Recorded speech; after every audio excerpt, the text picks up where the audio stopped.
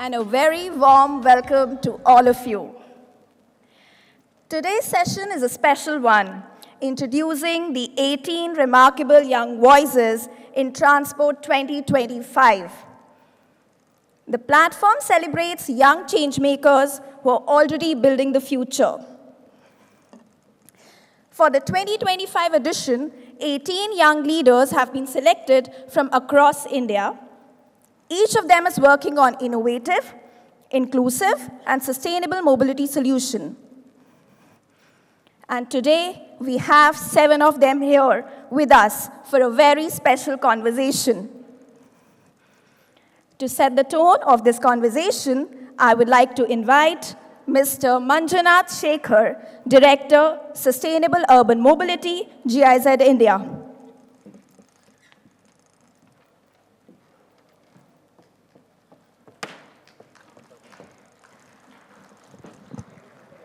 Good morning, everyone, and welcome to this morning session. We are very excited about the conversation that's going to follow. The background to this is Transformative Urban Mobility Initiative, very popularly known as TUMI, has been doing this for a couple of years, looking at young voices around the world. And this year, GIZ and TUMI together, we felt that it's about time that we look at a dedicated edition for India. Given that there are so many initiatives, so many innovators, so many young people, not necessarily transport or mobility professionals, but individuals who are interested in the topic, doing so much more for mobility in cities. So why not put the spotlight on them, recognize them, and give them a platform to spread their message, and hopefully also get the ear of the government so that they're able to get more support.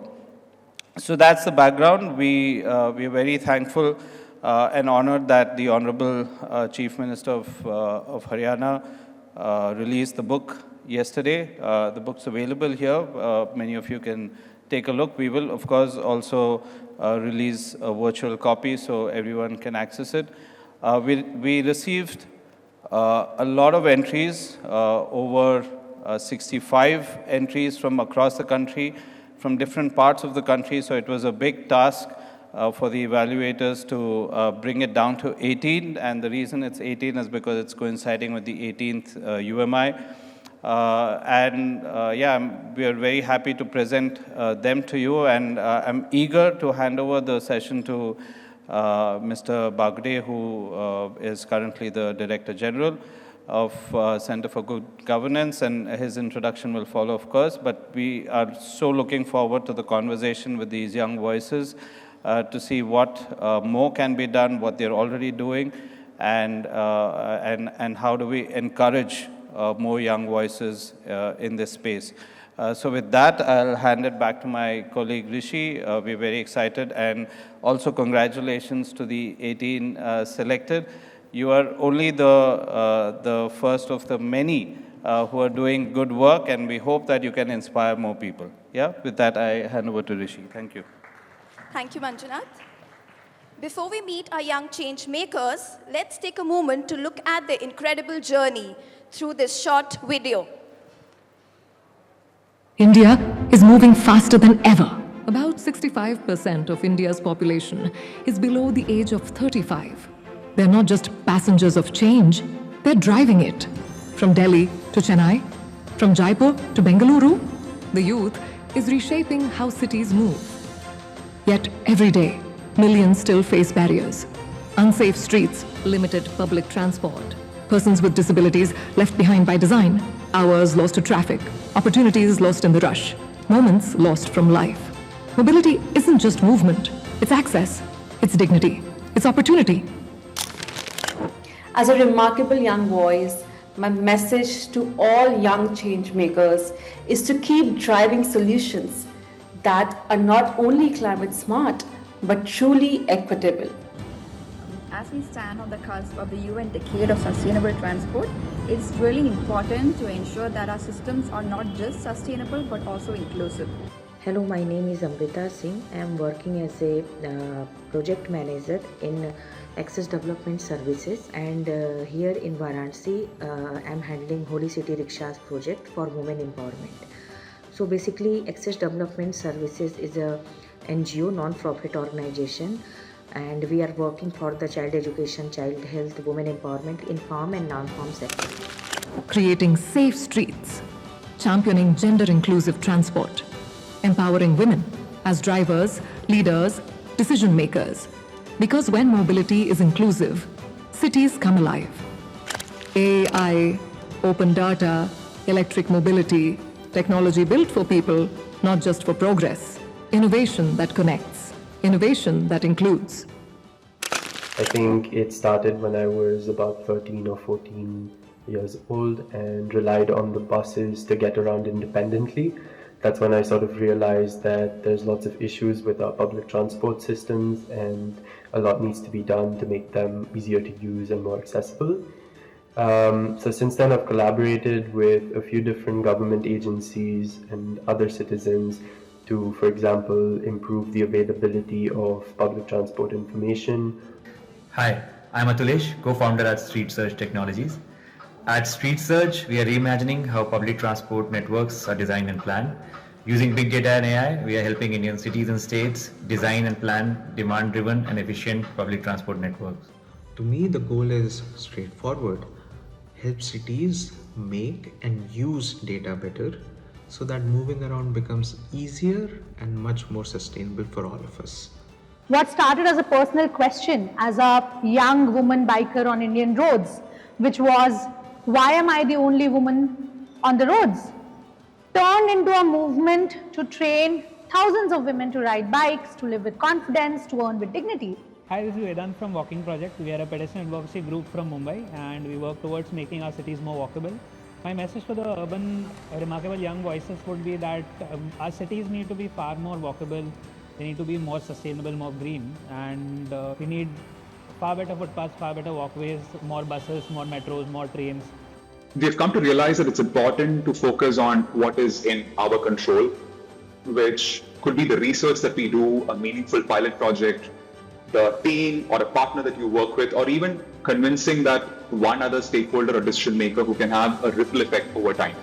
One safer crossing, one electric rickshaw, one more woman on the road.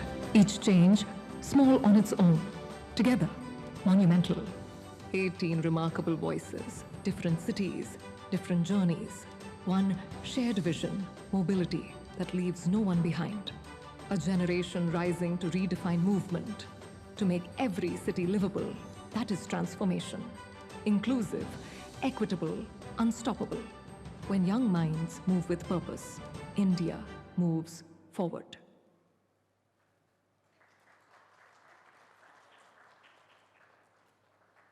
We now move to the highlight of the session, our panel discussion with the young change makers. To lead this conversation, it is my honor to introduce our moderator, Mr. Surendra Kumar Bagre, IAS Director General, National Center for Good Governance. Dr. Bagre has held the position of Additional Secretary, Ministry of Housing and Urban Affairs, Government of India. It is my honor to invite him on the stage.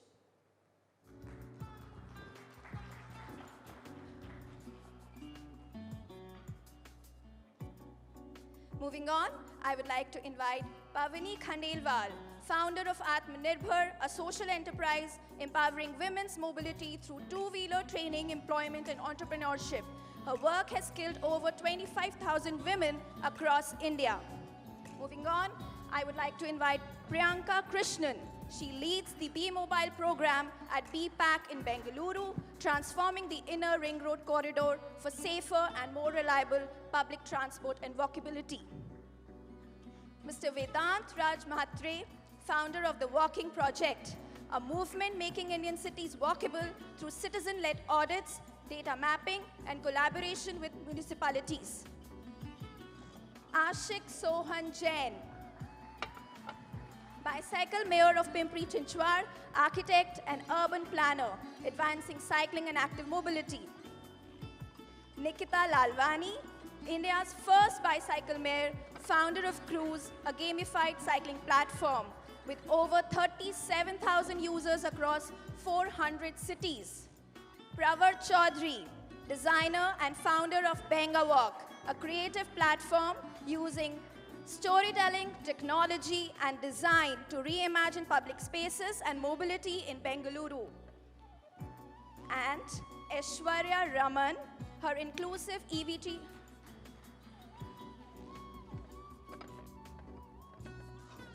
Aishwarya Agarwal, her inclusive EVT transition campaign is pioneering research and advocacy on integrated women into EV value chains across India. And finally, a very special young voice joining us today is Shan Bhalerao. He is a 14-year-old homeschooling student and TKS activator, passionate about GIS, urban planning, and data science. He was part of our Innovation Challenge and brings a truly fresh perspective to the mobility of the future. I would like to welcome all our panelists with a big round of applause.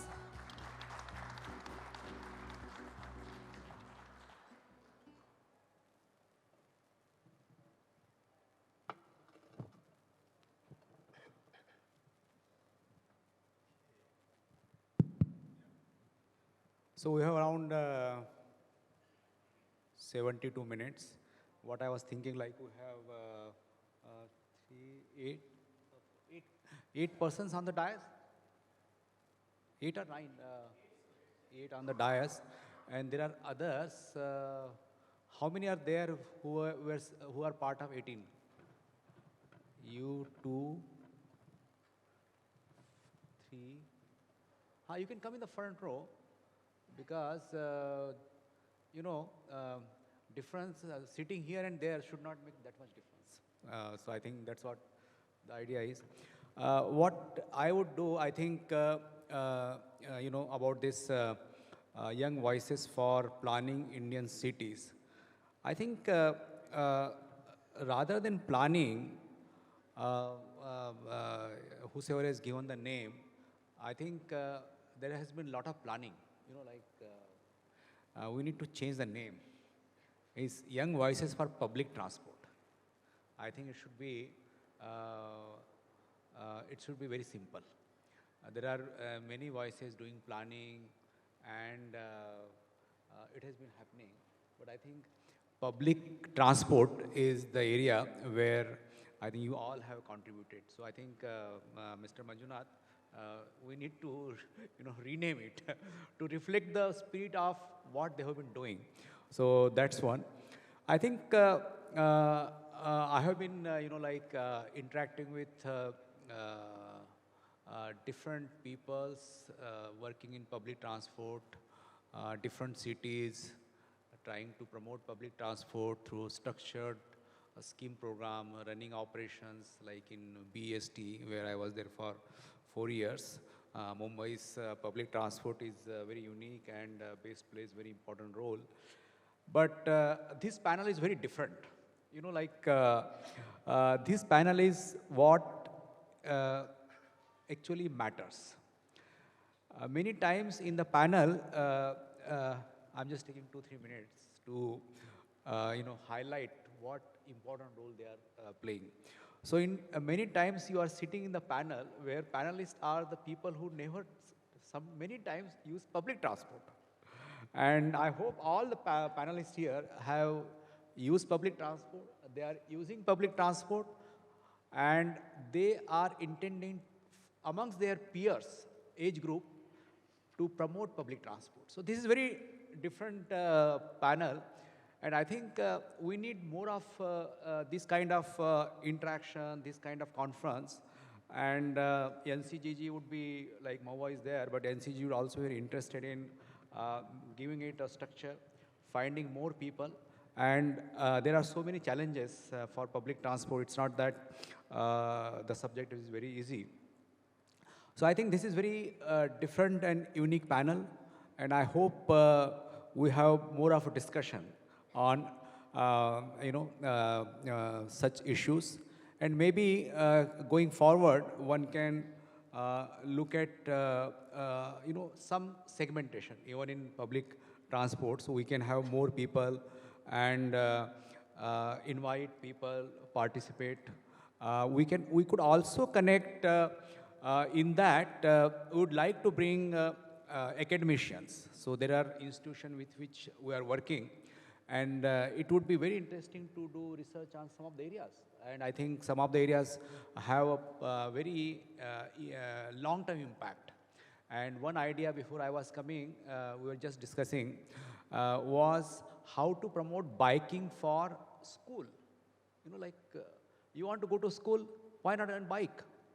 You will be spending less time, you will be more energetic, you will develop your muscles, you will develop your stamina. I think this group and maybe other group, and we need another challenge for biking to schools. I think let us have this another. Do you agree with this idea? Biking to schools, and would like to participate from New Motiba Colony. My son goes to DPS RK Puram, catching bus, and then the challenge is not, the people are not interested in going for to school or biking.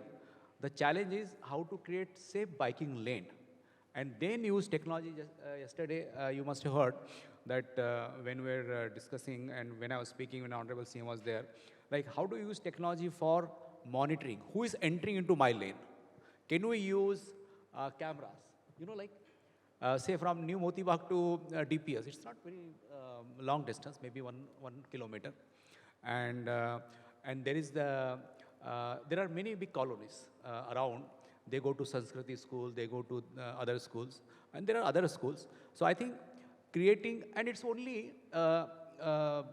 say 15-20 minutes of time, because they have to reach on time. So there is a time by which they have to reach, and there is a time by which they have to start.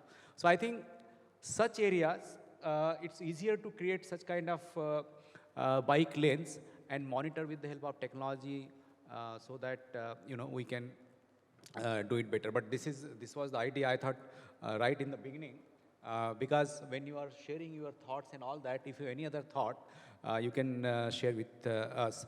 What I will do is that we will go through each speaker, and I think each panelist here. What I think is that you should, there is no structure to what you want to speak. I think 8 of you are there. We can have 3-4 minutes. 4 minutes, yeah, and then we can leave rest of the time. Please monitor yourself. I'm not going to say that 4 minutes is over, so you should restrict yourself. That's a part of discipline. You know, like why others should tell you that your time is up. You should know your own time. So you monitor yourself. 4 minutes, you speak. What I want to know is that what motivated you? You know, why did you get into this business of so-called messy business of public transport? Why did you get into this? And what makes it sustainable? And what particular aspect of public administration you think that's most important for encouraging such more initiatives? I think these 3 points are there from my side, but in 4 minutes you can speak whatever you want. Okay, so we can start from that end and go towards this. So I don't have to also remember the name of the panelists. You know, this is simple design. Okay, thank you. We'll begin from there. You can introduce with your name and city where you are placed. I think that basic, your name, your age. I don't want name, date of birth, but age, city where you have worked, not where you are living, where is the work area. And if your city of stay is different, that also you can mention. Okay, thank you. Let's begin. Okay, so hello, I'm Ishan Bhalerao and I'm 14 years old. I'm from Mumbai and yeah, so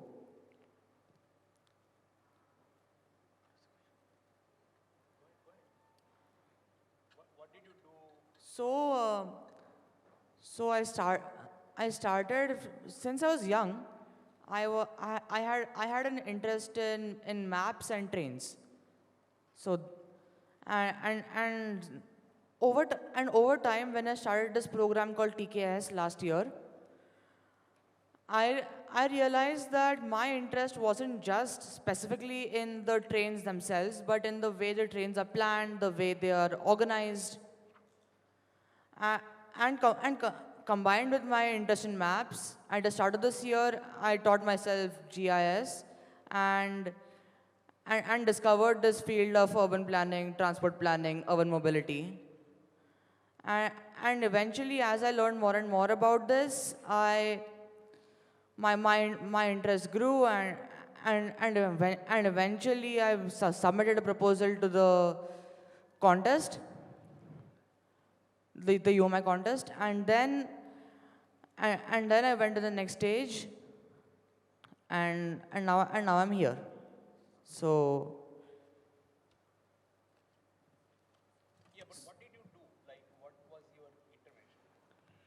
My personally, I had written a concept called Civitas AI. So let me just.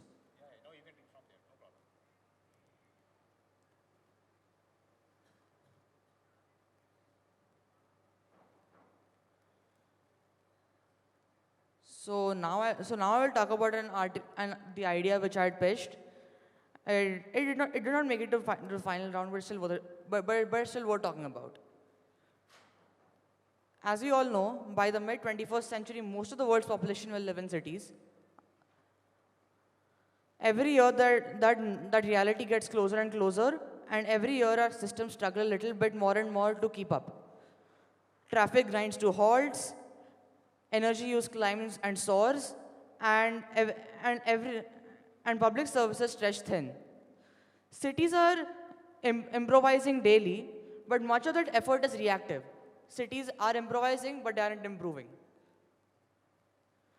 We wait for congestion before we adjust routes, for flooding before we drain, and for blackouts before we plan for energy. Civitas AI was envisioned to change that pattern. It was conceptualized as an urban intelligence platform that will help cities think ahead using AI, digital twins, and spatial analytics to predict what's coming instead of recording what's happened. You can imagine it like a digital operating system for the city, linking transportation, energy, housing, and environment into one living network. At its core is a digital twin, basically a virtual replica of the city that constantly updates its real-world data from sensors, CCTV cameras, vehicles, and utilities. Planners would explore this model the way pilots use flight simulator for testing, watching ripple effects, testing decisions, and adjusting before making any real-world changes. So it would turn planning from reacting to prior data and some element of guesswork to experimentation. Okay, I think we can stop here. So did you implement it in some city? Right now that is still a concept, and Okay. I am still building it. Okay, I'm still learning how to build it, and I will eventually build it. okay. Thank you. Okay, thank you. Thank you. Aishwarya?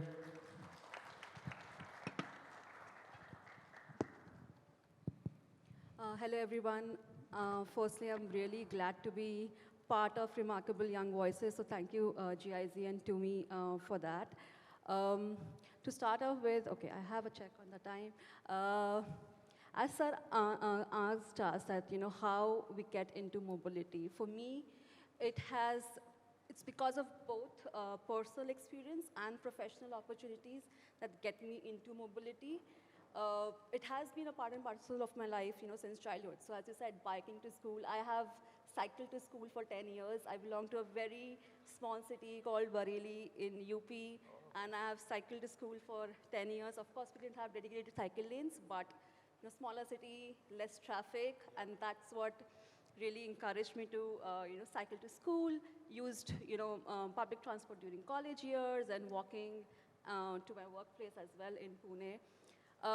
But being a woman, that also led me to face harassment and all modes of transport. And that's what really, pushed me to think deeply mobility not just as a mode of transport, but a space that is, safe, accessible, and inclusive for all. So I started my journey as an urban designer, got to work on various designing of streets under smart cities mission. And while doing that, I wanted to create a larger impact, and that's what led me move from pure design to policy. And during this journey, I realized that transport is one of the most powerful lever for climate action, equity, and inclusivity. And of course, with electric mobility gaining momentum, that naturally became the extension, of my work. And in this, I'm currently pursuing questions like who gets to benefit, who are we leaving behind? Is this transition inclusive of women, PWDs, and other vulnerable groups? And with my current work, I am currently working with 3 subnational governments, be it Telangana, Jharkhand, and Kerala. With Telangana, I'm looking into how we can bring in more women in the EV manufacturing sector, while with Kerala, we're looking into how we can make EV charging infrastructure more accessible for women and PWDs as well. With Jharkhand, I'm looking into building a sustainable mobility roadmap for decarbonizing transport. So that's a variety of work I'm looking into. When I see my journey, I see there have been some great projects, great programs, great schemes, both at the national and at the city level, state level. In my experience, I have sort of felt that has sometimes led to institutional silos, lack of data, and also fragmented accountability. So initially that leads to some sort of frustration when we are seeing that there is no alignment when it comes to different departments. But eventually over time I have realized that the change doesn't happen if you push harder. It happens when you find allies within the system, build partnerships, show evidence, and that's how we need voices and partnerships and all of us together to really move towards one goal. So I think I'll stop here. I end my 4 minutes. I have a question. Yes, sir. Ease of moving index, I think Yes, you sir. have done it for 40 cities. Is it available on Yes, some sir. website? Or Yes, sir. So I lead Center for Inclusive Mobility at OMI Foundation. OMI Foundation has done 2 versions of Ease of Moving Index, one in 2018 and one in 2022. In 2022 version, OMI Foundation is that, I don't know which one, whatever. But that work was done by you? Yes. Okay. Thank you. Thank you, sir.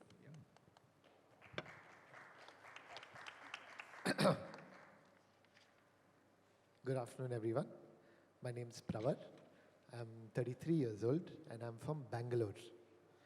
I am part of a collective called Benga Walk. I don't know if you've heard of it. We document public spaces and public transport in Bangalore very specifically, but whenever I get a chance to go somewhere else, we also document that. I think the big difference that this work has made is that it has helped start conversations.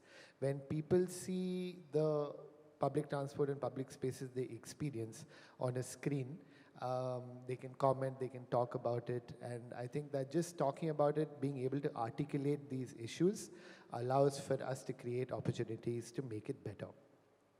Apart from just starting conversations, over time we've also started building things that could help improve the experience of public transport. In Bangalore, the next time you're traveling there, there is an app called kia.bengawalk.com. It allows you to find out which airport bus to take to reach your destination. We've also built a few tools for people to engage with the local government better. So that's what we do, and to answer why we do this, I think the underlying reason is that there's a lot of opportunities to make things better, and the government is doing their job, but we feel like we can help. We have grassroots level knowledge of some issues just from the experience of using the bus and the metro. So looking at this, also a lot of the people on our team are like designers, architects. So we're able to look at these issues and also come up with ideas for how it could be better. It started as a hobby. So to answer how this is sustainable, I think the number one thing is that it should feel like it's going somewhere. And we've been lucky to do the work in Bangalore and have it be received well. Every time we've done something, we've come up with an idea, it has gone somewhere, and that has been encouraging. We've also had a lot of help from friends. And when you do something alone versus when you do something with your friends, I think there is, more encouragement, more excitement in trying to, solve a problem. And I think that is also the answer to how to get more people involved, because every time we've raised an issue and it has led to some kind of resolution, some kind of awareness, more people have spoken about it and the stories moved forward. So I think it's always nice to see a connection between the actions that you take and a change that happens later. So I think that is a summary of what we do and why we do it. I think the big opportunity that we continue to work towards is to get the decision makers to spend more time on design before you execute the project, and then also spend more time in finishing the work. Usually with any kind of work, it's easy to get to 60-70% of the project. The last part is the hardest. So we can make the roads, but painting them becomes a challenge. We make the metro, but the signages are incomplete and the connections to the rest of the network are incomplete. So I think what we are also... Yeah, I think we just need to stop here. Sure. So how many kilometers of walking space you could create? Walking space? Yeah, like whatever this you are saying. Yes. Benga walk. How many kilometers of space? We have not created any walking space. No, it's there, but at least Right. walking safe or whatever. Like. Right. So no, we've made one bus stop in Bangalore much safer and much easier to use. That map that you're looking at, Majestic, it's the main bus stop in Bangalore. So we've created maps for that, which have made it easier to use. No, I was just thinking, you have Benga walk, you can have Benga run also. And many people, they don't have now safe space or safe road length for running, walking. So if you, I have not seen it, but what would be interesting is that you can show the distances. Like if you go on this point to this point, this will be like so many kilometers. So if one is interested in going there and how to reach that point. Right. So I think that can be your next version. Sure. Or this. Okay, thank you. Yeah. Thank you. Yeah, Nikita, yeah, next. Yeah. So, to adding to this, I would like to ask how many of us feel walking and cycling on Indian roads is a punishment? Raise of hands. Walking and cycling on Indian roads is a punishment. Most of us would agree on this. And I feel a lot needs to be done on the infrastructure front. We definitely need safer roads and safer infrastructure, but we also need something to reward people who are walking and cycling, to nudge them, to make them feel that active mobility, that is walking and cycling, is aspirational also in India, which is, and a lot of work needs to be done on that front. So I would like to start with my journey around 12 years back. I started cycling to work because there was a flyover in making on my way to work, and for a 4-kilometer trip, all the modes, be it a two-wheeler, four-wheeler, or a auto rickshaw, everything was taking more than 20 minutes for a 4-kilometer trip. And this was 12 years back. Traffic jams was not a norm just because of a flyover that was happening. And I thought of using a bicycle, and surprisingly, it took me only 11 minutes to reach to the office. And I was more happier, healthier, and the big thing after that happened was that half a dozen colleagues shifted to cycle in just 2 months. My senior to my roommate, my communications head, and that led me to start a movement called Cycling Cities, where we did a lot of initiatives to bring people to cycle with corporate rides, heritage rides, farm rides, and many things gift a cycle where 100 plus cycles were donated to girls who were in need to go to school, continue their education. So a lot of these things happened, and one day I became the first bicycle mayor from India, which was given by an organization in Amsterdam. And I was 7th one in the world, and I brought this global network to India. And now we have 70 plus bicycle mayors in India promoting cycling for transport, for daily commute, and not just for fitness.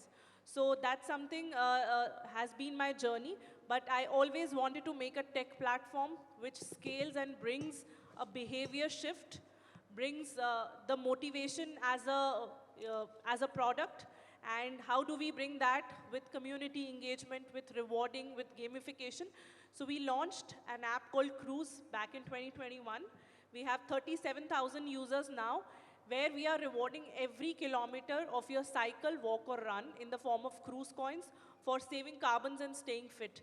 So till now we have covered, our app has recorded more than 150 million kilometers of around 37,000 users across India.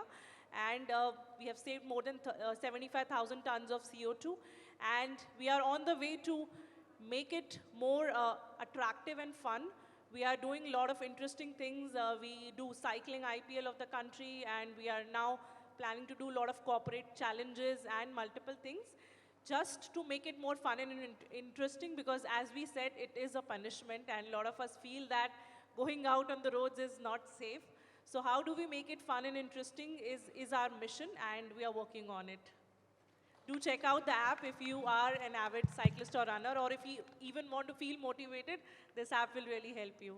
I think you can also add how much energy one has consumed, burned. We show that, I think calories. you can do that. And now many of young people and old all, they wear this, trendy watches. So they have this facility to monitor heart rate and all that. Right. And I think you can integrate that. Yes, Yeah, definitely. I think. How many users you have from Gurugram? From Gurugram, I think we have a good user base in across Delhi, so more than 400-500 users would be from Gurugram. Okay. It's a very active cycling and running Yeah, I community. think one additional point which you can do is that once you have sizable group on particular lane, then how to make that lane safe? That can also be worked with the cities, like cities right, government. with the data that we have. Yeah, okay. Thank you. Yeah. Thank you. Ashik? Hello. Sir, so to answer the first question, probably how did I get into this entire sustainable mobility domain? So I think I remember back in 2012, I was doing my architectural internship at IIT Delhi, Transport Research and Injury Prevention Program under Professor Dinesh Mohan and Professor Geetam Tiwari, and also with Sandeep Gandhi Architects. The first stipend that I got after my internship, the first month stipend, was around 14,000. After paying my rent and taking care of the basic expenses, the first thing I did is I bought a cycle. And the reason why I bought cycle was metro was not that affordable with 14,000 as a stipend. So I thought it makes much more sense to get a cycle, because you're just supposed to fill air in the tire that hardly costs you 1 or 2 rupees, and you're good to go. So that is how it started for me. I used to roam around and meet my friends on cycles who were interning in Delhi. And after completing my 7-month internship, I actually cycled back from Delhi to Pune. And that was the first time when actually I cycled, and the reason why I cycled was not for sports, not for leisure. It was just to see what is really happening in Indian cities. So that was my first intervention in terms of what sustainable mobility is. And of course, Transport Research and Injury Prevention Program at IIT Delhi taught me a lot about various cities around the globe who are really doing a lot around cycling. Taking that ahead, sir, I completed my architecture, and I was doing a job in Pune working with a lot of NGOs on sustainable mobility, better street designs, etc. And during that time, I came up with a campaign which was called the Green Lane campaign. So our cities miss a lot of green lanes. Green lanes are public transport lanes, BRTS lanes, cycle lanes, and footpaths. And under that campaign, again in 2013-14, I cycled from Srinagar to Kanyakumari. And the basic idea was that you visit schools and talk to the school kids why cycling is important. So on the way from Srinagar to Kanyakumari, it was not a straight route. I was visiting different cities throughout the way, and I cycled for 45 days, and I visited 85 schools on the way, and I spoke to the school kids on why cycling is important. So that is how my journey started. And in 2019, I became the bicycle mayor of Pimpri Chinchwad after looking at the inspirational people like Nikita here. So there were quite a few bicycle mayors then. And after becoming the bicycle mayor, the idea was that you do something for the city. So the first thing that we took up without anyone noticing, my friend Pranjal is here. I remember that we went to Aundravet Road in Pimpri Chinchwad city. And on Aundravet Road, sir, what we did is we just got a few buckets, paint, and we just started painting a bicycle lane on the street. And of course, the footpath was very narrow. So we started extending the footpath and making it a little wider, just to that paint tactical urbanism intervention, as we call it. So this is like 2019, 2020, when... No, the best thing is that, sir, after that, they called me. Like, Bapu sir is just here, Bapu Sahib Gaikwad from PCMC. These guys, sir, actually called me and they said that, why are you doing this? What is the basic idea? And it was not a negative connotation. It was a positively, they asked me, what exactly is the purpose of this? And I think I've been working with Bapu Sahib Gaikwad for a long time now. And he understands all those things very well. In fact,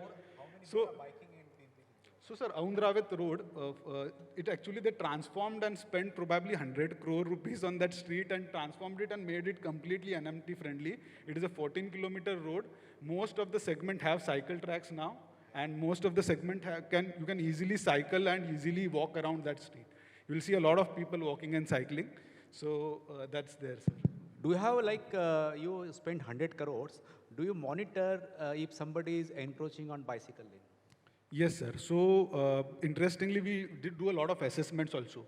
Once the streets are executed, the assessment basically is to assess the impact of what was the situation before, what is the situation now, and what are the problems. I have, Yes. maybe he can also reply. When you are biking, do you have cameras on the bike lane focus? If somebody is using motorcycle, like if there is more traffic, what happens? Motorcyclists come on the bike lane. Yeah. They come on footpath. And that should be monitored and cases lodged against them. Is that happening? So there are no cameras. We have started putting a board saying if 100 crores you spent and we didn't put the cameras. Right. I think you should the cameras. Sir, the cameras are mainly on the junctions right now. No, they are not, you. I'm I'm not see, you are a mayor. You are a bicycle mayor. So people recognize you. They will not hit you. But for normal person like us, they open the door. We fall on the highway. Main thoroughfare, and if luck is not in our favor, we might, succumb. So I think we will talk to earlier. Shekhar was there in Pimpri Chinchwad, and I don't know who is now the municipal commissioner. Shravan, he's holding charge, whatever. I will talk to Shravan, but I think you should have this camera. A few days back, I was walking in Delhi, and I was walking on footpath because there was traffic, and then a motorcyclist came behind me. So I had to give space to motorcyclists, which was my space.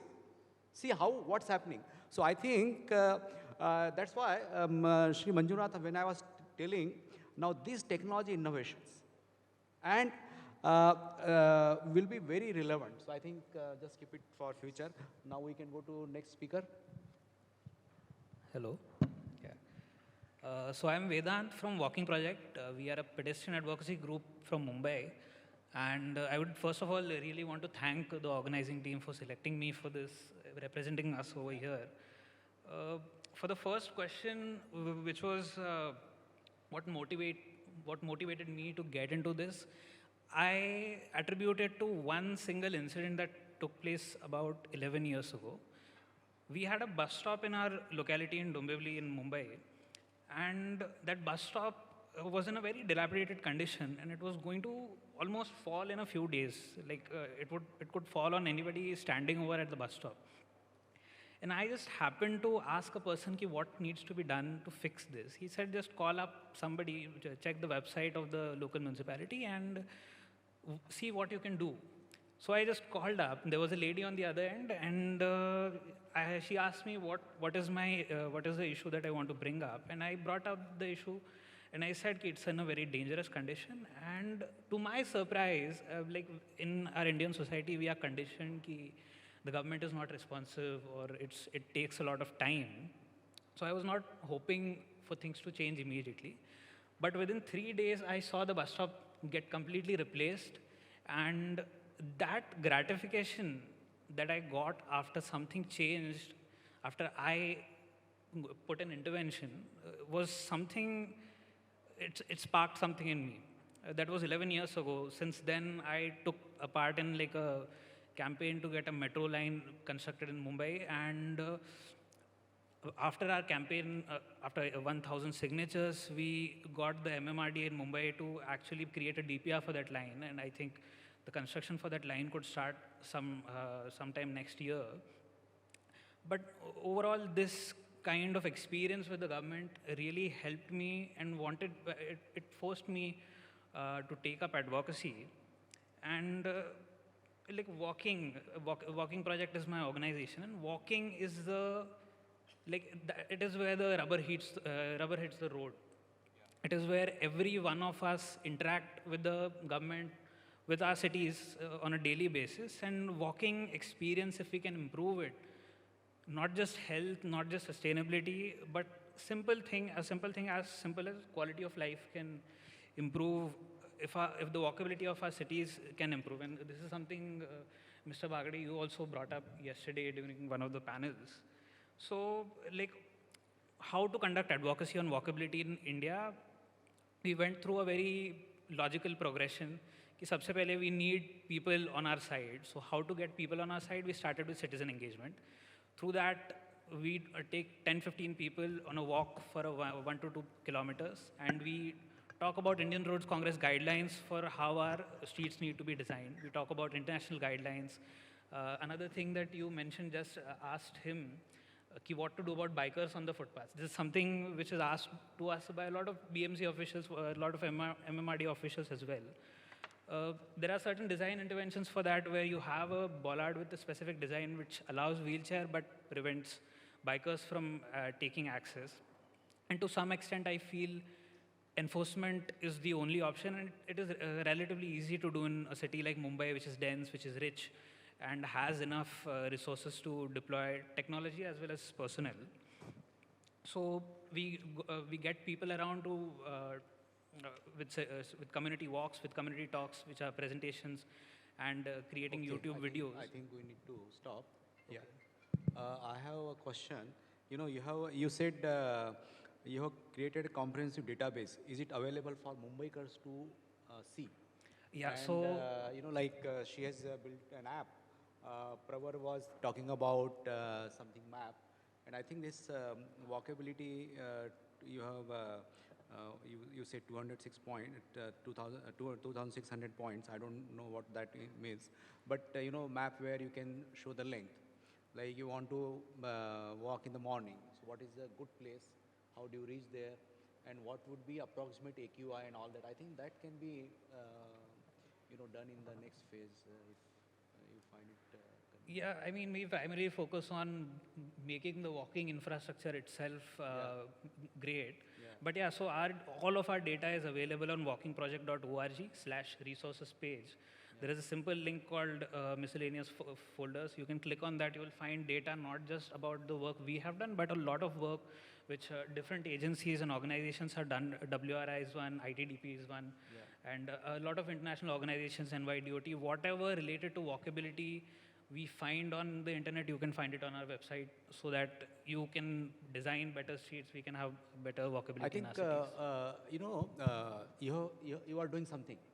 And there might be some person who is interested in what is his name? Ishan. Ishan has interest, he's from Mumbai. He has interest in AI and all that. Now, I think we need multiple people to come together. So your database supplemented by somebody designing app or putting AI back in the backend and all that, and using AQI data from somewhere, I think that can be a good product. Definitely. So you can think about getting collaborators from other streams, and then creating such kind of accessible tools. Okay. Yeah. Thank you. We now go to Priyanka. Shall I start, sir? Yeah, please. Hello, everyone. I am grateful for this opportunity to be here and to be selected among the top 18. I'm 30 years old and I hail from Kerala, and I've been staying in Bengaluru since the past 12 years. Mobility affects all of us, and we are losing our health and time to traffic over the years. And how I started my journey was with the thought that I can design these streets better than how it is. But I didn't want these designs to remain in paper. I wanted to see them implemented, and I wanted to be a part of the solution. So at BPAC, where I work, Bangalore Political Action Committee, I get to do that. I head the B Mobile division, which is on sustainable mobility for all. And I'd like to share a major project that we worked on called the IRR Street Standstill to Active project. Here we try to improve bus reliability, walkability, and road safety along 7.5 kilometers of inner ring road. And this was a comprehensive and collaborative approach to sustainable mobility.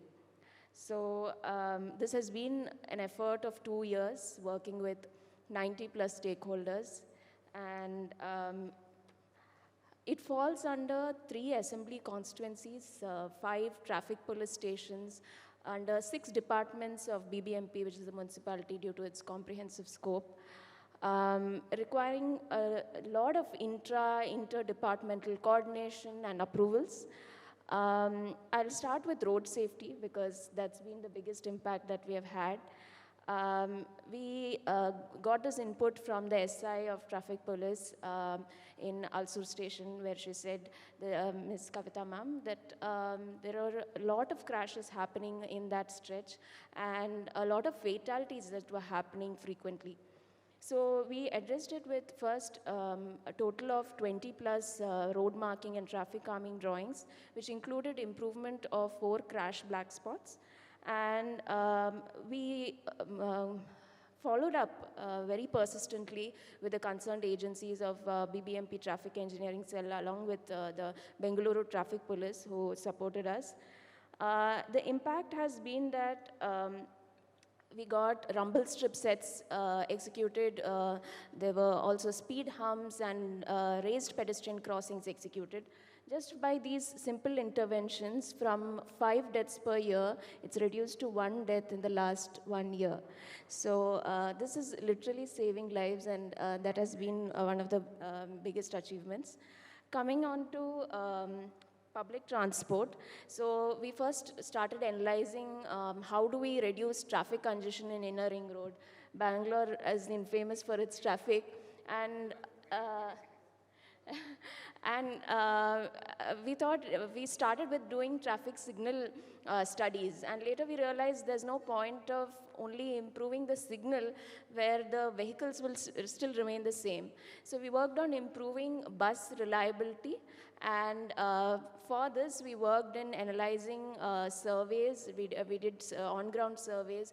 We did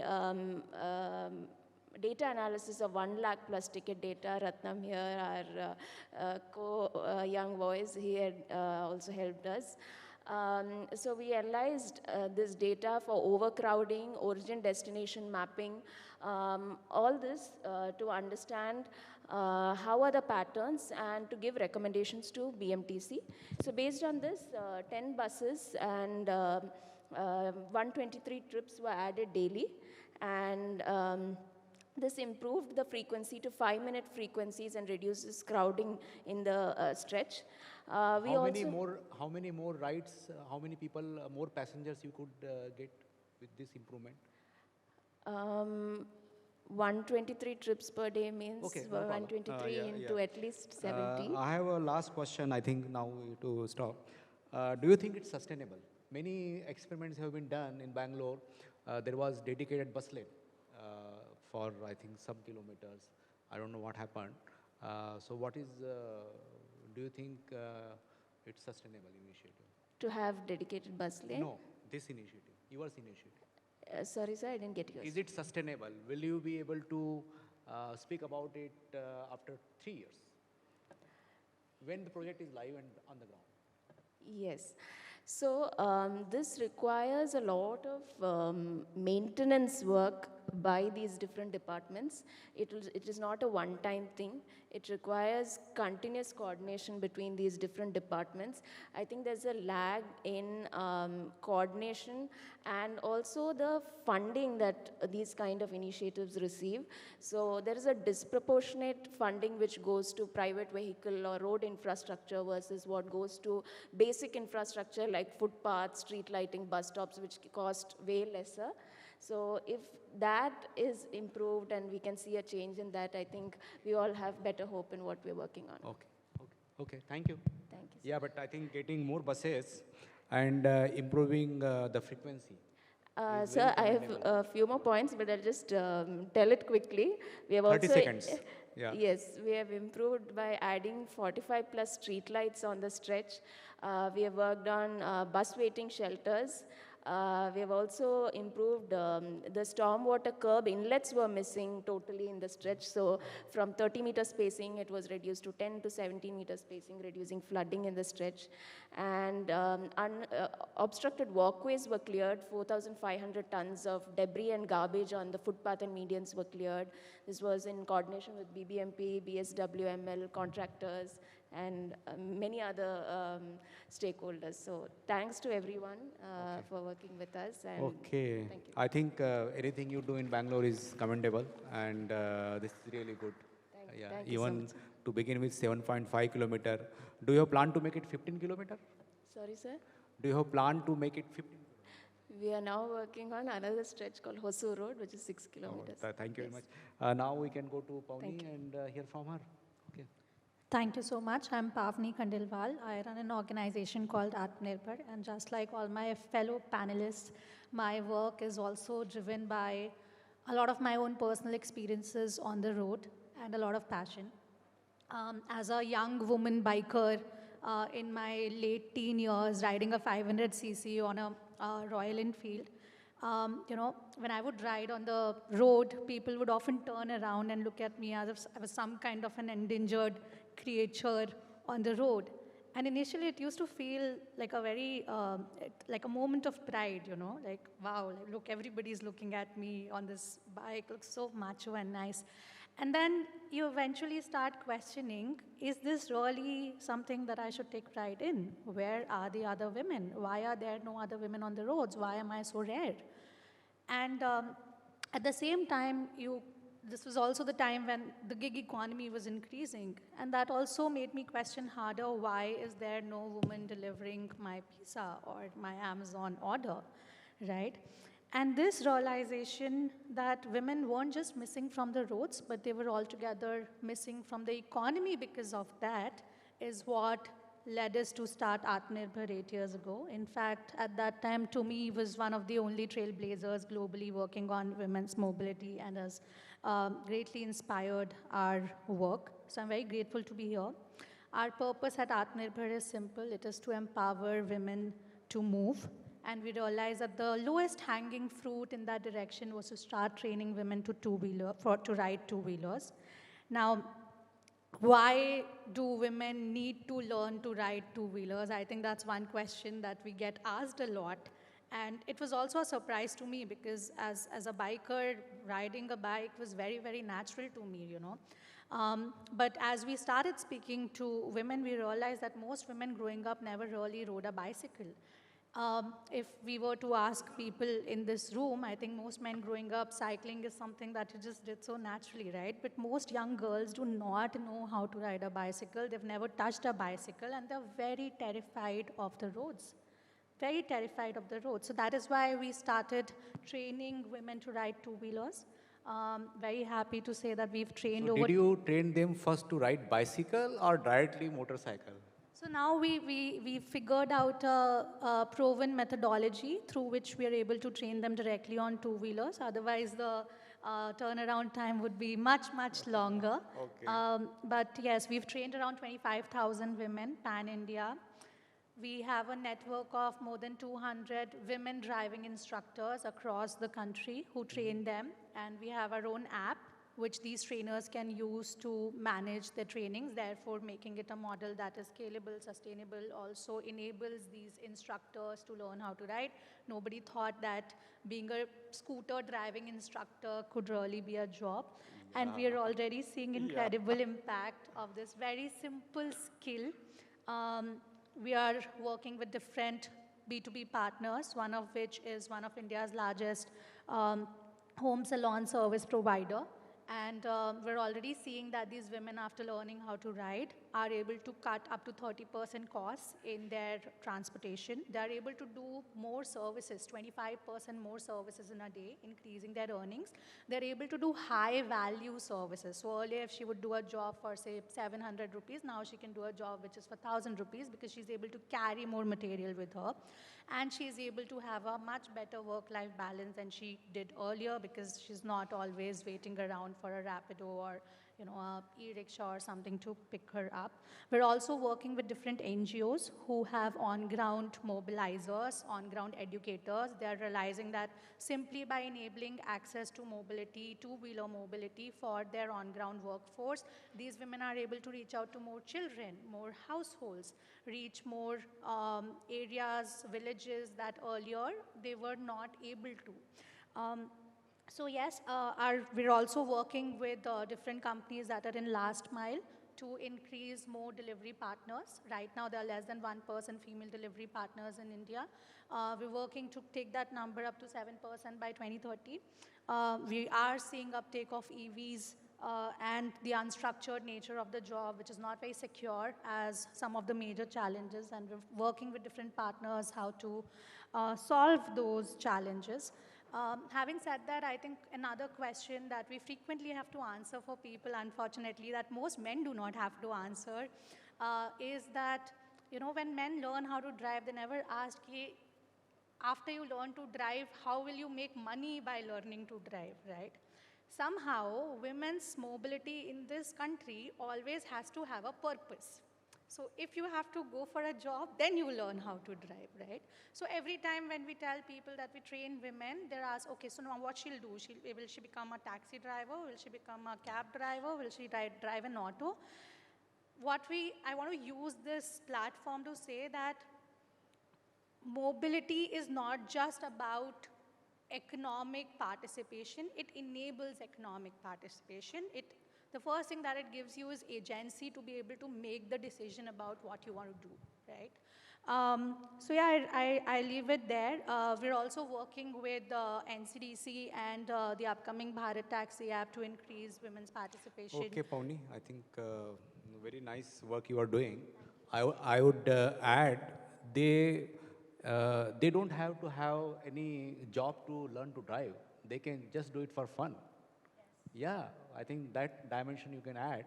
It's just independence and building more self-esteem. So I think you see men driving a bike without any purpose. So why can't girls do? Absolutely, they can, they should. Yeah. Okay. So I think this was a very wonderful discussion, very new perspective. I think we have around 20 minutes. So what we can do, we can either take question first, or we can give a minute to other young voices who could not come here, but they are in the audience. So I think we can listen from each one of them for about a minute of what work they are doing. And again, those three questions, is it sustainable? And what made you do this? We can start with you and go around. Yeah. First of all, good afternoon, everyone. And I just want to... If you don't mind, you can stand so that people can see, and if somebody wants to collaborate with you, they can follow you later. So that's the purpose. Yeah. Yes, thank you so much, sir. Before me, wants to give you a small introduction about my organization, Access. So basically, it's an NGO, and we are working for the child education, child health, women empowerment, and farmer empowerment. And we are serving to the community since 2006. Currently, I am handling Ricksha's project for the women empowerment. और ये project हम बनारस में, जयपुर में, उदयपुर में और आगरा में operate कर रहे हैं। सो इस प्रोजेक्ट के थ्रू जैसे हम जो लो इनकम हाउस होल्ड से बिलोंग करती हैं जो फीमेल्स, उन्हें हम आगे लेकर आते हैं। जैसे जो घरों में खाना बनाती हैं, कुकिंग करती हैं, या कुछ ऐसी फीमेल्स भी हैं जो सड़कों पे झाड़ू लगाया करती थी। इस तरीके की फ़ीमेल्स को हम मोबिलाइज़ करते हैं, उन्हें आगे लेकर आते हैं और उन्हें हम ड्राइविंग ट्रेनिंग देते हैं। जिन्होंने कभी अपने घर से बाहर नहीं, जो महिलाएं निकली थी, उनको हम ट्रेनिंग सेंटर तक लेकर आते हैं। वहाँ पर उन्हें मोबिलाइज़ करके उन्हें ड्राइविंग ट्रेनिंग देते हैं, इंग्लिश क्लासेस देते हैं एंड सॉफ्ट स्किल की ट्रेनिंग। उन्हें इस तरीके से हम इतने परफेक्ट बनाते हैं कि किस तरीके से आपको कस्टमर को डील करना है। एंड देन हम अपने इंड से उन्हें ई रिक्शा प्रोवाइड करते हैं, मॉडिफाइड ई रिक्शा, ताकि वो फॉरेन कस्टमर को डील कर सके या लोकल्स को डील कर सके। तो इस तरीके से एक we are trying to give them a sustainable livelihood option. Additionally we are trying to give environment friendly environment friendly transport services to the city. Thank you. Next. Yeah. Hello everyone, I'm Samhita Shiledar. I'm a director with RMI's Global Transportation Practice. So as part of that, I work on sustainable transportation sector. Basically, we work on intersection of policy, finance, consumer awareness, as well as business partnerships. So I'm currently working with over 15 different national and state level governments on deploying electric vehicle policies, working on consumer awareness with Niti Aayog on a campaign called Shunya, as part of which we have over 250 corporate companies working on electric deliveries and ride hailing, and working with the likes of financial organizations like World Bank and SIDBI on deploying financing solutions. The entire purpose is with respect to promoting sustainable and kind of more cleaner environment.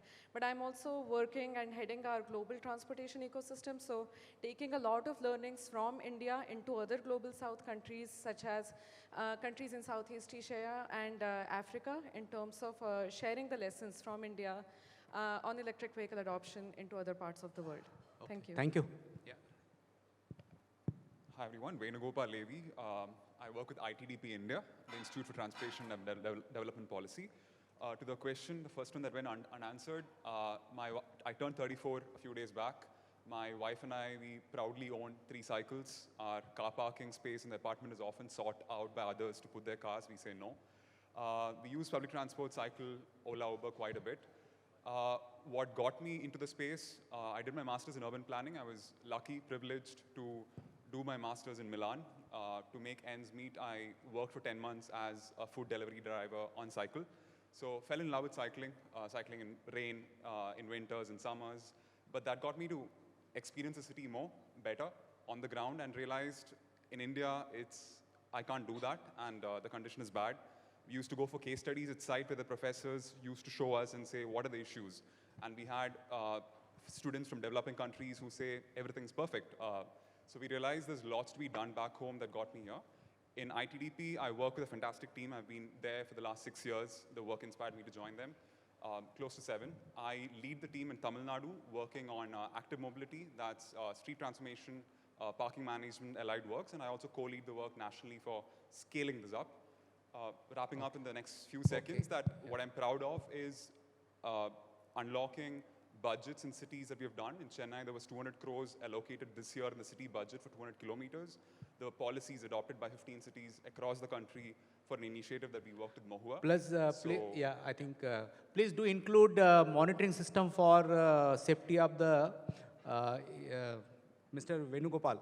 When you are spending 200 crores in Chennai, it's a welcome thing to do for walking, but please do include monitoring system for ensuring safety of walkers, cyclists. Ritika. Hi everyone, I'm Ritvika Rajiv. I work with SafetyPin, and my work has been centering around gender and mobility. And like I think a lot of the female panelists also mentioned that, in my experience too, as a young woman growing up in Kerala, I was lucky enough to be born into a family where my parents always encouraged walking and using public transport. But the rules were always a little different for me because there were no street lights in the area. You had to reach back safe. And all of these experiences you tend to start internalizing at some point, and you see it as an everyday sort of a situation. But then when I went to college, I sort of started learning more and understanding that these are actually issues with gaps in infrastructure, with policy, with planning, and that's what actually led me to work in this area. And I think this is a conversation that we have been having for a lot of years, and I think we will still continue having because there's a lot to change.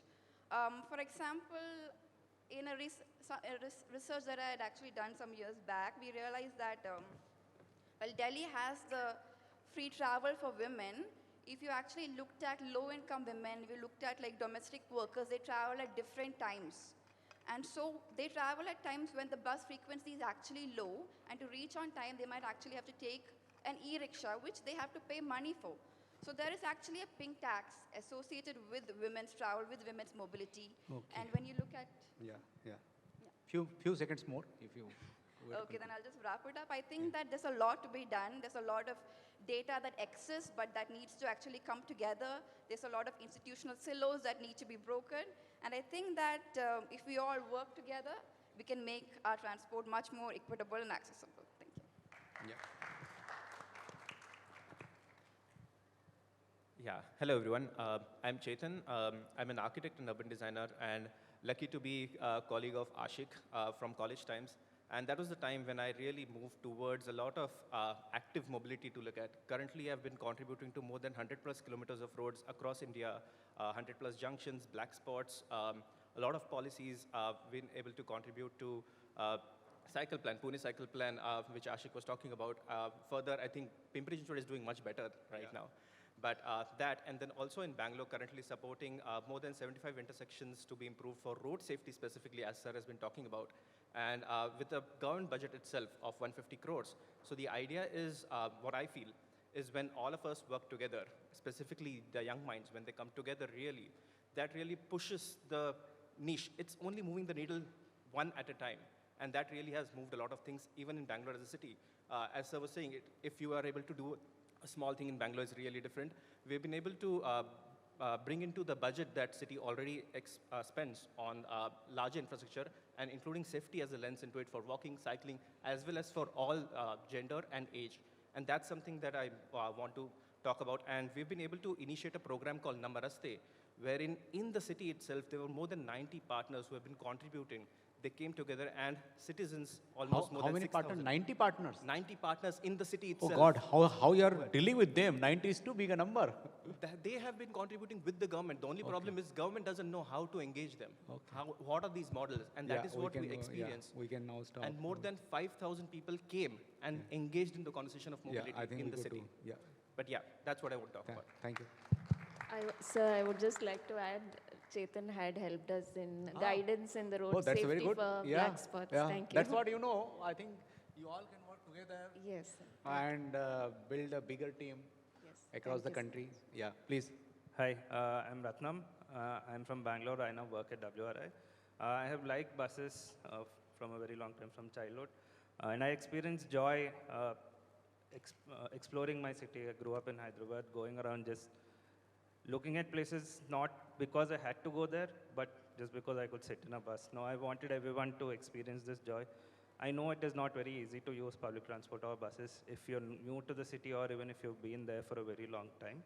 So a lot of work I do is to make things easier for people. I think one of the most important works I've done since I started work in transport is working on open data. I experience social anxiety. I can't ask people where to go, what to do. Having open data makes it easier for people to plan their journeys better, access public transport easier.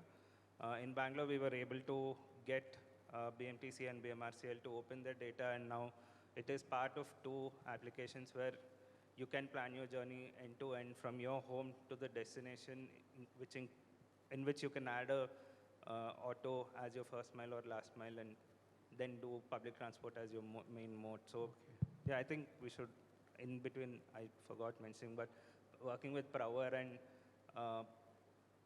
Priyanka, we've been able to do a lot of cool little things in Bangalore and hopefully do more. Okay, thank you.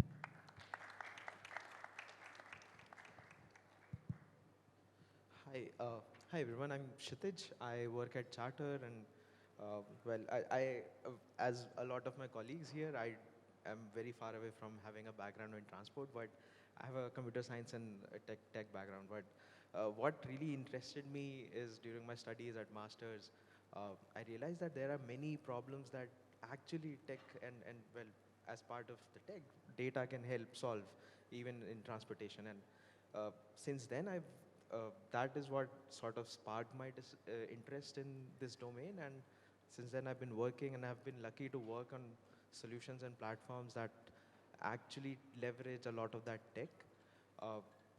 And as one of my colleagues also just previously, just before me mentioned that, actually, I never thought about the social anxiety view of opening the data and how that can make accessibility so much available to everyone.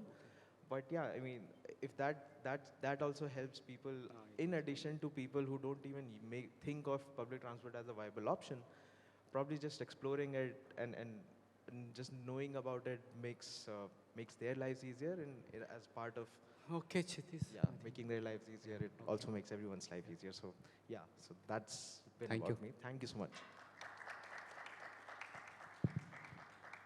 Good afternoon, everyone. I am Matulesh Deeman, co-founder at Street Search Technologies. At Street Search, we are essentially building tech solutions catering to transport planning as a sector. We build travel demand models going into DPRs, AARs, feasibility studies for metros, bus route networks. We have built a decision layer for route planning using AI, which we used recently for designing the route network for Devi buses in Delhi.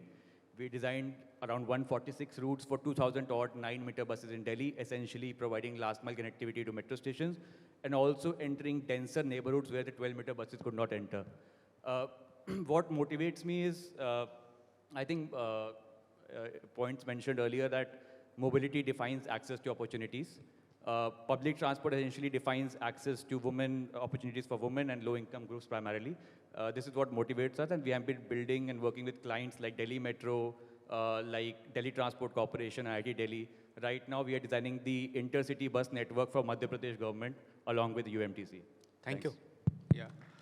I think now we can open for a few questions. We have only 7-8 minutes, but if anyone has any question, we can. Yeah. Abhishek?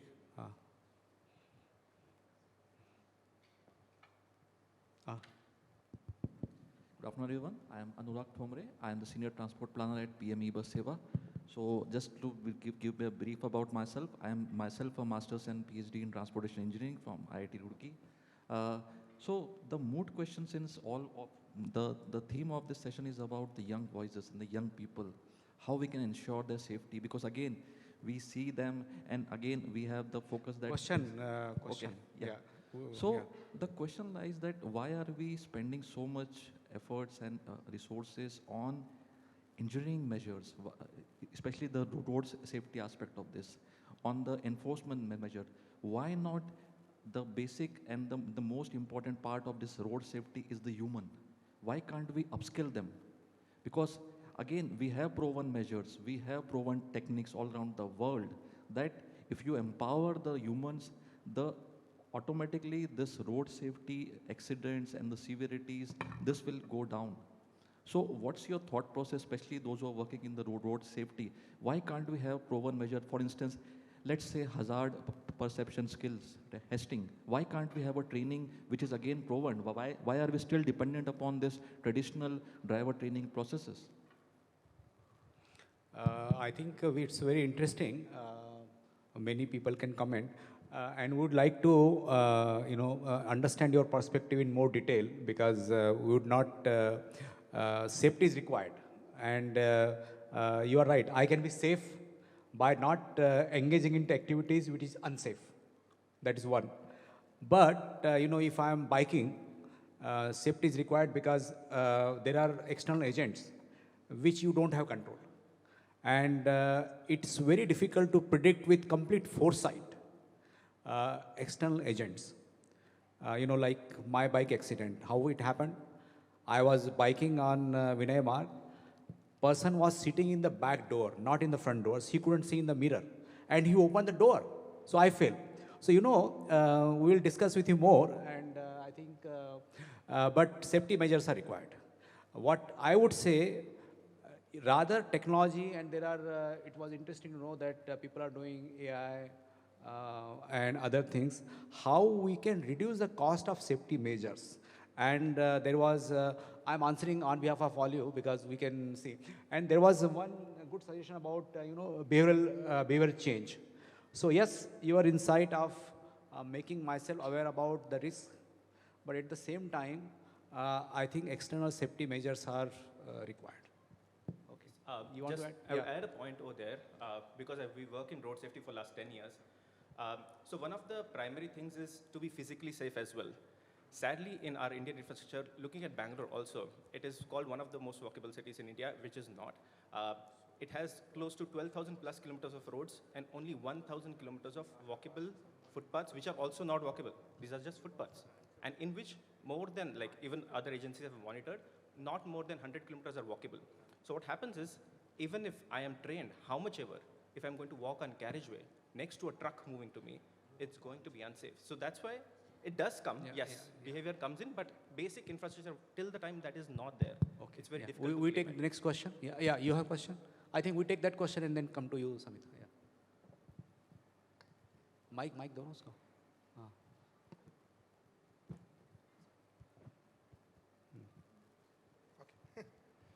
Hello everyone, my name is Rahul. I'm the founder of Rasta.ai. We are into a road condition and infrastructure monitoring. So I just want to ask question like Ashik. You have mentioned you people made the Pimpri Chinchwad road like Aundravan BRTS. I'm also from Pune. So I have often identified that road you people build, but how you people impact the measure, how you people measure the impact. How many people's using that cycle track, someone using or not using, even though the street will clean or not clean at a frequent interval. Because making infrastructure and designing infrastructure is one side, but to utilization is also a matter. So how you people measure it? Yeah, I think that's interesting.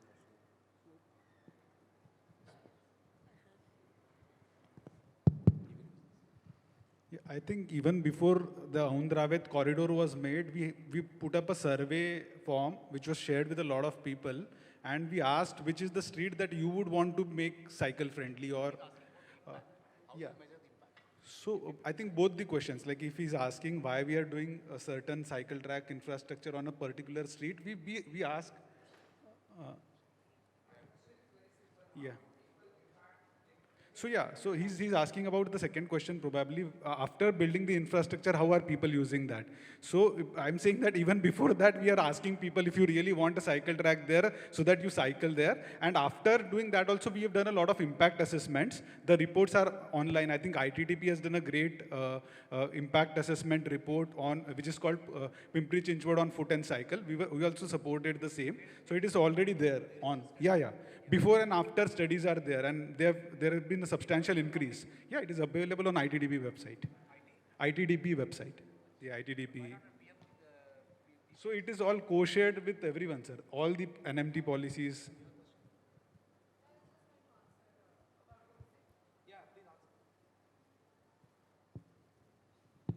Yeah.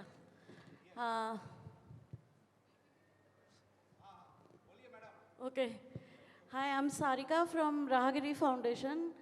I want to ask a question because now we are we are, I think, bang on the youth now, and they are going to be the change maker for our country. But before that, I really want to answer both of your questions, yours and yours. Okay, when we built a 16-lane road, highways, underpasses, no one asked for impact. कि उसका क्या क्या usability हो रहा है, क्या हो रहा है, ओके? हम 1-2 किलोमीटर का साइकिल ट्रैक बना देते हैं और बोलते हैं कि इम्पैक्ट कहाँ होगा? No, sorry, let me know again. मुझे बोलने दीजिए प्लीज़, ठीक है? क्योंकि ये यहाँ पे यही डिस्कशन चलता रहता है, इसीलिए हम कहीं आगे बढ़ नहीं पा रहे हैं अपने अर्बन मोबिलिटी में, सॉरी। सो जब आपके रोड अगर कहीं शहर में 10 किलोमीटर बनेगा तो आप गाड़ी लेकर निकलोगे क्या? नहीं निकलोगे ना, आपको पूरा नेटवर्क चाहिए। Same thing with cycle track and footpath. We need entire network to use those cycle track and footpath. And what we do, we build a 5-kilometer cycle track and ask, यहाँ तो कोई cycle चलाता ही नहीं है, what a waste of money. Sorry, but we need to come out to this conclusion that we need an entire network of footpath and cycle track in our city, and that is our right. Okay? That is our right. So वही होता है और frustration नहीं.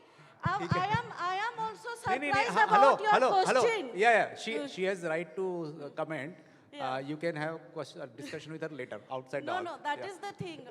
Wow, now the time, this youth should... Madam, 30 seconds more. 30 seconds, okay. Yeah. I have, for all these 17 people, you know, I have a lot of faith on you that now you should start questioning people who are doing this kind of questioning. And I think we need to train the experts now.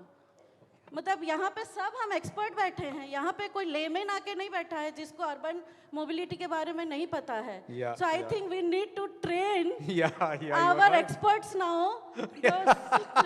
Sorry, but this is like, you know, we are going nowhere otherwise. No, I agree with you. And this 17 people's task and request from my side, please do that. You need to start questioning these people and train these people. Okay, I think we need to close now. Acha, Pimpri Chinchwad, they implemented a big project. Let's give him a last minute. And then I just wanted to share my one more thought with the young voices. Sir, thank you. I will like to respond this whole forum that city-centric, people-centric approach shall be taken by the governance of the local bodies.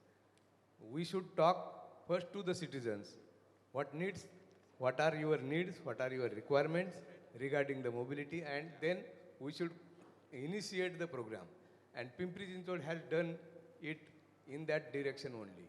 Before going to have cycle-friendly, people-friendly streets, we have approached to the citizens, we have asked them, these are the 10 roads, and we want to take up them for further development, like people-centric development. And people voted enormously and then selected the roads under this program. And Pimpri Chinchwad is taking innovative steps to go to the people through various medias like online consultation, citizens direct communication with local meetings in the wards and taking their opinion, then only we are initiating the project. This people-friendly, people-centric activities shall be taken by the government towards this sustainable urban mobility kind of things. Okay, thank you. That's it. Yeah. I think we can stop here. I will take 3-4 minutes, and then I think I have been visiting one particular IIT, and there I see the young girls and boys going to school on two-wheelers. And I think it should have been either school bus or cycle or walking. So I think I will urge all young voices to work in the space of, like cycling to schools, cycling, walking to schools. I think that is the area. I saw another place, hill station. Now the children are being dropped to schools by motorcycle, by their sisters, brother, parents. There are few who are, gutsy and they want to be fit without understanding at their young age. They don't, but they walk. And I think this transformation, one would be very interested in studying the impact, long-term impact of cycling, walking in very early age. I think the health impact of this transition is not going to be in our favor. So I think that's one. No, I think you can discuss later. Now I have questions and suggestions for you. Do you know that song by Bob Dylan, Forever Young? Have you heard any one of it? Yeah. Okay. So I would like these young voices to be young forever. Okay. So my question is, how many of you run at least 2-3 days in a week? Run. You can raise your hands, those who run. Run means run, yeah. I know bicycling where, but you need to also run. It's okay. How many? 1, 2, 3, 4. Okay, 5, 6. 6 out of 7. 7 out of 18? Yeah, so I think, okay, now the harder question. How many of you do pull-ups? 1, 2, 3, 4. You do pull-up? Okay, 4 out of 18. I think we should meet again in urban mobility 19. And let's decide this number to be 100%. At least more than 90%. In your age, if you want to be fit forever, pull-up is the gold standard of fitness. It's very difficult for people, but everyone can learn. And I don't want to lecture on that, but privately I can talk. But please remember, your fitness is your key to staying young forever. Okay, thank you. With this, we'll end.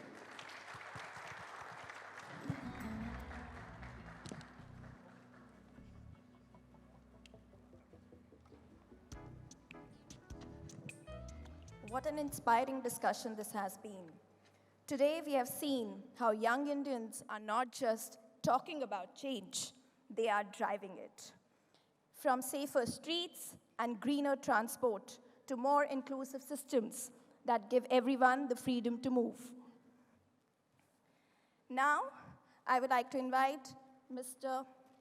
Shalabh Goyal, MD and CRTC, to present the memento to Mr. Bagre, our moderator.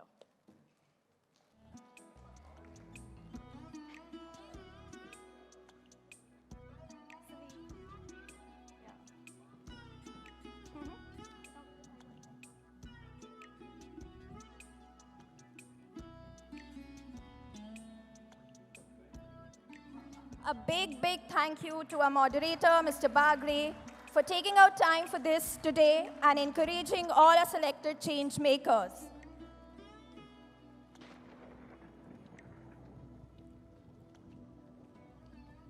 Now, I would like to invite,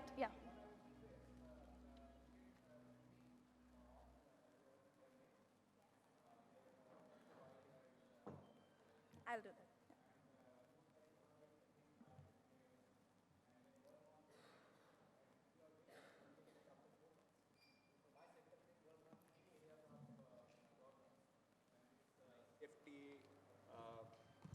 Issue of safety, then getting more people to take bike. I am very keen on this project for schooling. So I'm a mother of 5-year-old, 6-year-old. Even if she'll go 10-year-old, I will not send her on streets now, the kind of streets that are there. There has to be a top-down approach. We need infrastructure first. I have stopped advocating cycling. I have stopped cycling myself after going from Baroda to Ahmedabad because Ahmedabad traffic is chaotic. I'm vulnerable here saying that, but I won't risk my life now cycling. I won't send my kid to cycle. I will never advocate cycling unless there is an infrastructure. The point is, it's not that we will not do it. There are benefits. How do we make it like some young voices have worked with cities and they have made it possible. So you can't give up. You are a bicycle mayor. Yeah. So what I'm saying is that you need safety, but you don't have to give up. So yeah. Okay, so I think we can work on that area, but please don't give up. I think it's not, we can't be hopeless. We have to be very hopeful for the future, and we'll continue to work together with you. Thank you. Yeah. Thank you, sir. And I would also like to thank all our brilliant panelists and all of you for being part of the celebration. Now I would like to invite all the young 18 remarkable voices on stage for a group photo. And I would request everyone to explore the stories of these young change makers, in our 18 Remarkable Young Voices in Transport 2025 India edition. It is live on all our platforms and also available here. Thank you everyone and have a wonderful day.